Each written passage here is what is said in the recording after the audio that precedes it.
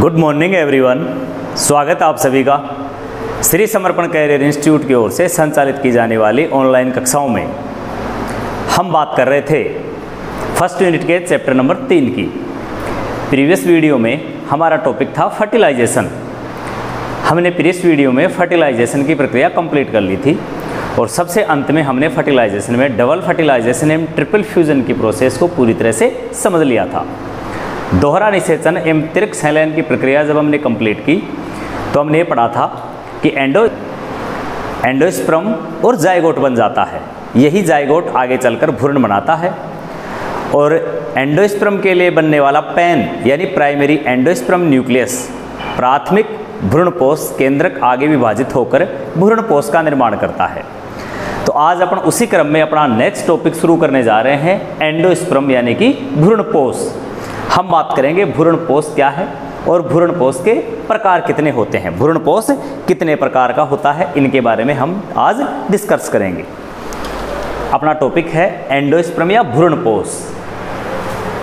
देखो स्टूडेंट्स, अगर हम आवर्तबीजी पादपों की बात करें तो आवर्तबीजी पादपों में तिर्क संलयन की प्रक्रिया के द्वारा 3 केंद्रकों के संलयन से त्रिगुणित प्रारंभिक भ्रूणपोष केंद्रक बनता है, जिसको कल अपन ने प्रीवियस वीडियो में प्रीवियस वीडियो जिसमें हमने पढ़ा था उसमें अपन ने उसको पैन कहा था, प्राइमरी एंडोस्पर्म न्यूक्लियस कहा था। उसी को मैं त्रिगुणित प्रारंभिक भ्रूणपोष कह रहा हूँ, त्रिगुणित प्रारंभिक भ्रूणपोष केंद्रक यानी कि पैन। भ्रूणपोष भ्रूण के विकास के लिए आवश्यक पोषण प्रदान करता है। यही जो पैन है, प्राइमरी एंडोस्पर्म न्यूक्लियस है, ये आगे चलकर भ्रूणपोष का निर्माण करता है और बनने वाला भ्रूणपोष भ्रूण के विकास के लिए आवश्यक पोषण प्रदान करने का कार्य करता है। ठीक है, ये तो बात हो गई भ्रूणपोष के बारे में। उसके बाद हम बात करते हैं कि भ्रूणपोष कितने प्रकार का होता है। अगर विकास की अवस्थाओं के आधार पर देखा जाए तो विकास की अवस्थाओं के आधार पर भ्रूणपोष मुख्य 3 प्रकार का होता है। विकास की अवस्थाओं के आधार पर भ्रूणपोष कितने प्रकार का होता है? 3 प्रकार का। देखो, सबसे पहला होता है केंद्रकीय भ्रूणपोष। एक होता है केंद्रकीय भ्रूणपोष, एक होता है कोशिकीय भ्रूणपोष और एक होता है हेलोबियल भ्रूणपोष। विकास की अवस्था के आधार पर हम कुल कितने प्रकार के भ्रूणपोष पढ़ रहे हैं? 3 प्रकार के भ्रूणपोष पढ़ रहे हैं, जिसमें एक है केंद्रकीय, एक है कोशिकीय और एक है हेलोबियल। हम सबसे पहले बात करते हैं केंद्रकीय भ्रूणपोष की। सबसे पहले किसकी बात करते हैं हम? केंद्रकीय भ्रूणपोष की बात करते हैं। केंद्रकीय भ्रूणपोष लगभग 56% कुलों में पाया जाता है। एंजियोस्पर्म प्लांट्स आवर्तबीजी पादपों की जो कुल हैं उनमें लगभग 56% कुलों में कौन पाया जाता है? केंद्रकीय भ्रूणपोष पाया जाता है। हमें एक डायग्राम नजर आ रहा है। इस डायग्राम को देखने से हमें पता चला कि ये संपूर्ण संरचना केंद्रकीय भ्रूणपोष की संरचना है। ये संपूर्ण संरचना क्या है? केंद्रकीय भ्रूणपोष की संरचना है। मैं आपको यहाँ एक छोटा सा डायग्राम बना के एक्सप्लेन कर रहा हूँ कि ये हमारे पास आफ्टर निषेचन के पश्चात बनने वाली संरचना थी। डबल फर्टिलाइजेशन एवं ट्रिपल फ्यूजन के पश्चात ये जो संरचना हमारे पास बन गई थी, ये बन गई थी हमारे पास संरचना, जिसमें इसको हमने जाइगोट नाम दिया था। ये क्या था? हमारा पैन था और ये प्राइमरी एंडोस्पर्म सेल। ठीक है, तो हम बात कर रहे हैं इसकी पैन प्राइमरी एंडोस्पर्म न्यूक्लियस की बात कर रहे हैं। अपने विकास की प्रारंभिक, ये बीजांड द्वार वाला सिरा है और ये चैलिजा वाला सिरा है। तो बीजांड द्वार वाला सिरा है, उधर युग्मनज किसका निर्माण करना शुरू कर देता है? भ्रूण का निर्माण करना शुरू कर देता है। और जो पैन है ये भी क्या होना शुरू हो जाता है? विभाजित होना शुरू होता है। तो देखो क्या होता है, शुरुआत में केंद्रकीय भ्रूणपोष में क्या होता है? हम बात कर रहे हैं केंद्रकीय भ्रूणपोष, मतलब ये जो संरचना है और ये जो भ्रूणपोष है, इस भ्रूणपोष से केंद्रकीय भ्रूणपोष का निर्माण कैसे होता है? नहीं समझ रहे? इधर देखो, आफ्टर फर्टिलाइजेशन के पश्चात बनने वाली संरचना है ये, जिसको हमने प्रीवियस वीडियो में कंप्लीट किया था। अगर तुम्हें ध्यान नहीं आ रहा तो एक बार इससे पहले का जो प्रीवियस वीडियो है double fertilization and triple fusion, आप उसको चलाकर उसको देखें और उसको समझें। तो ये हमारे पास प्राइमरी एंडोस्पर्म न्यूक्लियस वाली संरचना है। अब इस प्राइमरी एंडोस्पर्म न्यूक्लियस से केंद्रकीय भ्रूणपोष किस तरीके से बनता है अपने को वो समझना है। ये प्राइमरी एंडोस्पर्म न्यूक्लियस है। देखो, भ्रूणपोष केंद्रक में लगातार मुक्त केंद्र के विभाजन से बहुत सारे केंद्रक बन जाते हैं। इस प्राइमरी एंडोस्पर्म न्यूक्लियस के अंदर विभाजन होगा, इसके विभाजन से केंद्रक 2 केंद्रक बनेंगे। फिर उन केंद्रकों के अंदर भी मुक्त केंद्र के विभाजन होगा और उसके बाद लगातार बहुत सारे केंद्रक बन जाएंगे।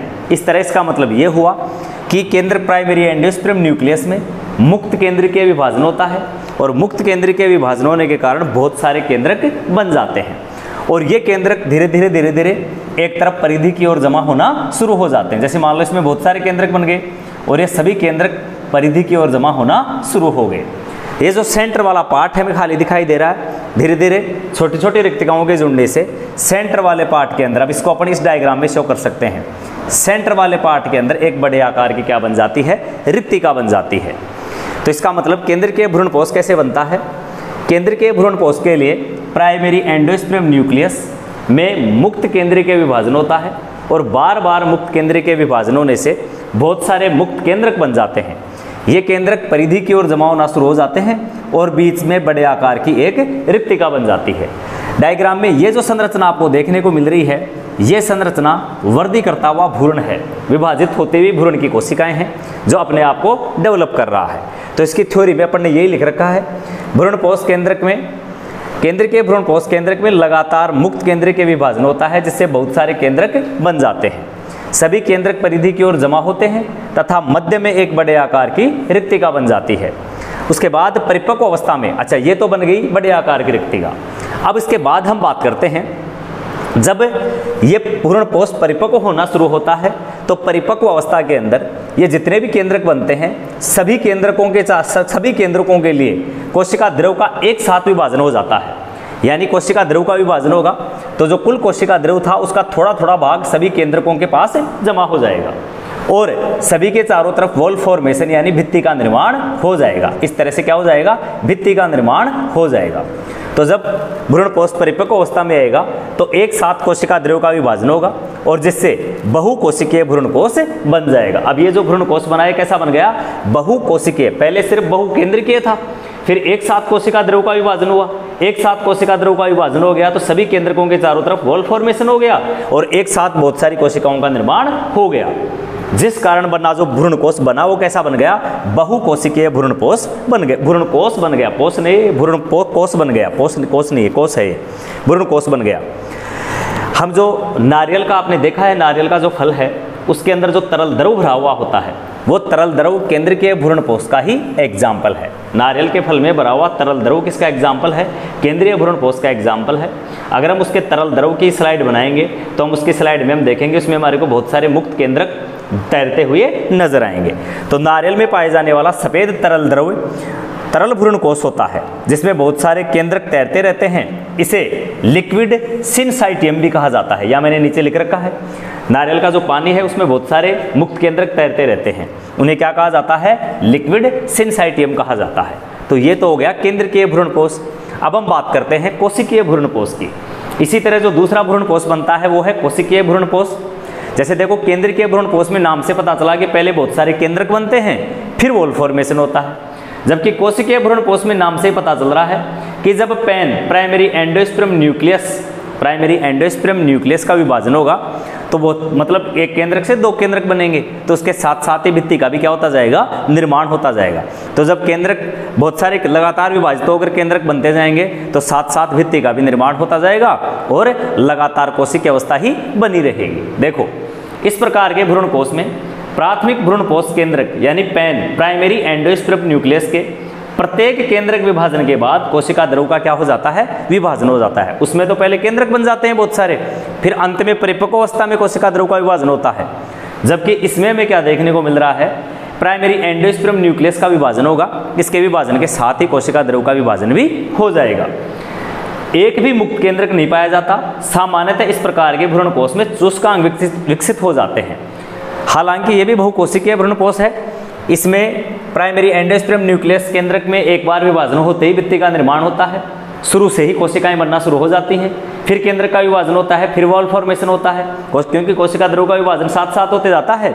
लेकिन इसकी खास बात क्या है कि इसमें क्या विकसित होते हैं, चूसकांग विकसित होते हैं। इस प्रकार के भ्रूणपोष के भित्ति पर हमें क्या देखने को मिलेंगे? चूसकांग। और यहाँ पर ये वृद्धि करता हुआ भ्रूण है।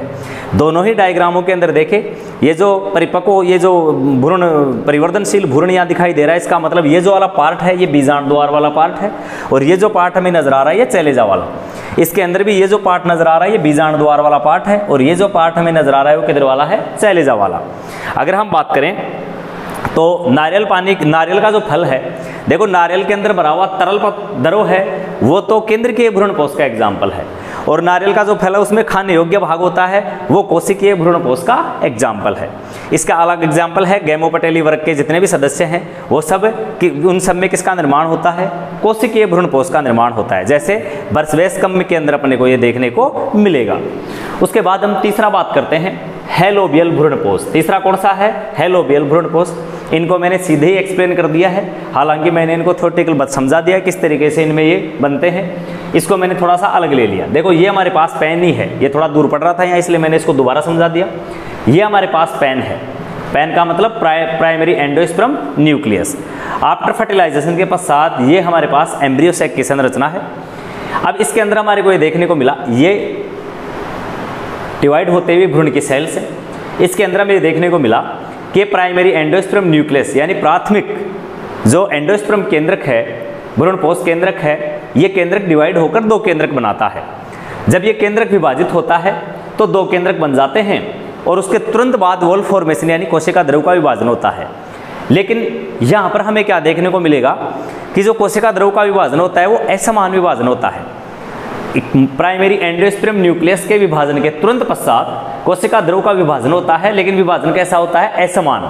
और जब वॉल फॉर्मेशन होता है तो भ्रूणपोष के अंदर हमें क्या देखने को मिलेगा कि एक छोटी और एक बड़ी। देखो ये कोशिका छोटी बन गई और ये कोशिका बड़ी बन गई, तो एक बड़े आकार की और एक छोटे आकार की कोशिका बन जाती है। एक बार मैं पहले आपको ये बताना चाह रहा हूँ, इसके अंदर मुक्त केंद्र के विभाजन हो रहा था, इसके अंदर शुरुआती चरण में ही केंद्रक विभाजन के साथ साथ कोशिका द्रव का विभाजन भी हो रहा था। लेकिन जो हेलोबियल भ्रूणपोष हम पढ़ रहे हैं ये इन दोनों का मध्यवर्ती भ्रूणपोष है। मतलब इन दोनों की जो मध्यवर्ती भ्रूणपोष कैसे कि वॉल फॉर्मेशन होता है, कोशिका द्रव का विभाजन भी होता है और मुक्त केंद्र के विभाजन भी होता है। दोनों ही प्रक्रिया हमें हेलोबियल में देखने को मिलेगी। कैसे? एक बार समझो, ये प्राइमरी एंडोस्पर्म न्यूक्लियस है, इसके अंदर विभाजन होगा, दो केंद्रक बनेंगे, उसके तुरंत बाद कोशिका द्रव का विभाजन होगा और वॉल फॉर्मेशन हो जाएगी। मतलब ये प्रोसेस जो इसमें हो रही थी वो हो गई। इससे एक असमान कोशिका द्रव के विभाजन से एक छोटी और एक आकार में बड़ी कोशिका बन जाएगी। अब उसके बाद क्या होगा? देखो दोनों ही केंद्रकों के अंदर फिर विभाजन शुरू होगा और दोनों ही केंद्रक विभाजन होकर मुक्त केंद्र के विभाजन करेंगे। मतलब बहुत सारे मुक्त केंद्रकों का निर्माण कर लेंगे जो इसमें हो रहा था। इसमें मुक्त केंद्र के विभाजन ही हो रहा था, वैसा ही मुक्त केंद्र के विभाजन अब हमें यहाँ देखने को मिलेगा।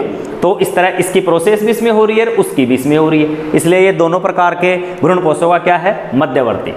और जब ये परिपक्व होगा तो ये जो सभी केंद्रक बन गए फिर सभी में एक साथ कोशिका द्रव का विभाजन होगा और वॉल फॉर्मेशन हो जाएगी और ये बहुकोशिकीय भ्रूणपोष हमारे पास बन जाएगा। इस तरह हेलोबियल भ्रूणपोष बनता है। देखो ये दोनों प्रकार के भ्रूणपोषों का मध्यवर्ती है। प्रारंभिक भ्रूणपोष केंद्रक में प्रथम विभाजन के पश्चात भित्ति का निर्माण होता है। अभी बताया मैंने, प्रथम विभाजन के तुरंत पश्चात क्या बन जाएगी? भित्ति बन जाएगी, वॉल फॉर्मेशन हो जाएगा, जिससे एक बड़ी व एक छोटी सेल बन जाएगी। एक बड़े आकार की कोशिका बनेगी, एक छोटे आकार की बनेगी। यह ऐसा हो रहा है क्यों? क्योंकि कोशिका द्रव का असमान विभाजन होगा। असमान साइटोकाइनेसिस होने के कारण आकार में बड़ी और छोटी सेल बनेगी। फिर दोनों सेल्स में मुक्त केंद्रीय विभाजन होगा। अब दोनों ही कोशिकाओं में मुक्त केंद्रीय के विभाजन हो जाएगा, जिससे बहुत सारे मुक्त केंद्रक बन जाएंगे और अंत में एक साथ कोशिका द्रव का विभाजन होगा जो उसमें हो रहा था, और इस तरह से हेलोबियल भ्रूणपोष तैयार हो जाएगा। जितने भी मोनोकोट के हेलोबियल गण के सदस्य हैं, एक बीजपत्री पादपों के हेलोबियल गण के जो सदस्य हैं उनके अंदर हमारे को हेलोबियल भ्रूणपोष देखने को मिलेगा। तो यह आज का अपना टॉपिक था एंडोस्पर्म यानी भ्रूणपोष और भ्रूणपोष के प्रकार। उसके बाद हम बात करेंगे अपने नेक्स्ट वीडियो के अंदर, इसका अगला टॉपिक है जो भ्रूण क्या कार्य हैं। देखो ओशोलेन की प्रक्रिया के पश्चात, ट्रिपल फ्यूजन की प्रक्रिया के पश्चात जो एंडोस्पर्म या भ्रूणपोष बनता है उस भ्रूणपोष के अंदर कार्बोहाइड्रेट, प्रोटीन और वसा जैसे पदार्थों का जमाव होता है। तो भ्रूणपोष का कार्य है कि ये विकसित होते हुए भ्रूण को क्या प्रदान करता है? पोषण प्रदान करता है। पहली चीज तो क्या हो गया? भ्रूणपोष परिवर्तनशील भ्रूण को क्या देने का काम करता है? पोषण देने का काम करता है। दूसरी चीज़, कुछ भ्रूणपोष ऐसे होते हैं जिनके चारों ओर चूसकांग विकसित हो जाते हैं। जैसे मैंने अभी यहाँ बताया, कुछ भ्रूणपोषों के अंदर चूसकांग विकसित हो जाते हैं जो अपने आसपास स्थित कोशिकाओं से क्या प्रदान करते हैं? पोषण प्रदान कर लेते हैं। उनसे चूसकांगों की सहायता से उनसे पोषण चूसते हैं। एक चीज़ ये हो गई। इसके अलावा भ्रूणपोष का काम क्या होगा? जब फर्टिलाइजेशन की प्रक्रिया कंप्लीट हो जाती है और जो एम्ब्रियो है, एम्ब्रियो जो पूरा का पूरा जो ओवेरी है वो फल बना लेता है, ओव्यूल बीज में कन्वर्ट हो जाता है, तो बीज के अंदर हमारे को भ्रूणपोष और भ्रूण देखने को मिलता है। जब इसी बीज को हमारे द्वारा ज़मीन में डाला जाता है, आगे हम ये लास्ट में एसिड डेवलपमेंट की प्रक्रिया पढ़ेंगे, वहाँ पर इसके बारे में हम फिर से विस्तार पूर्वक बात करेंगे। मैं एक बार शॉर्ट में बता देता हूँ। जब हम बीज को ज़मीन में डालेंगे तो उस वक्त जो भ्रूण है उसका अंकुरण होगा और भ्रूण से क्या बनेगा? नवोद्भिद बनेगा। तो नवोद्भिद को एनर्जी चाहिए होती है, तो उस समय जो एंडोस्पर्म है, एंडोस्पर्म की सेल्स के अंदर मौजूद लाइसोसोम फटेगा। तो एंडोस्पर्म की सेल्स में लाइसोसोम के फटने से एंडोस्पर्म नष्ट होगा और नष्ट होता हुआ ये एंडोस्पर्म नवोद्भिद को पोषण प्रदान करेगा, यानी ऊर्जा देगा, और धीरे धीरे भ्रूण से अंकुरित होने वाला नवोद्भिद क्या करना शुरू कर देगा? वृद्धि करना शुरू कर देगा। तो इस तरह अपन ये कह सकते हैं कि जो भ्रूणपोष है, ये भ्रूणपोष वृद्धि करते हुए परिवर्धित या परिवर्तनशील भ्रूण को पोषण प्रदान करता है, क्योंकि इसमें कार्बोहाइड्रेट, प्रोटीन और फैट जमा होता है। दूसरी चीज़, भ्रूणपोष में चूसकांग विकसित हो जाते हैं जो आसपास स्थित सेल से पोषण चूसते हैं। और तीसरी चीज़, जब बीज का अंकुरण होता है और भ्रूण से नवोद्भिद बनता है, तो नवोद्भिद को एनर्जी देने का काम भी कौन करता है? भ्रूणपोष करता है। उसके बाद हम अपना इसी क्रम में नेक्स्ट वीडियो में अपना नेक्स्ट टॉपिक शुरू करेंगे, और वो है हमारा development of embryo in dicot, यानी द्विबीजपत्री पादपों के अंदर भ्रूण का परिवर्धन किस तरीके से होता है, जिसकी बात हम करेंगे अपने नेक्स्ट वीडियो में। Thank you. शेष बचा हुआ आपका दिन बहुत शुभ रहे।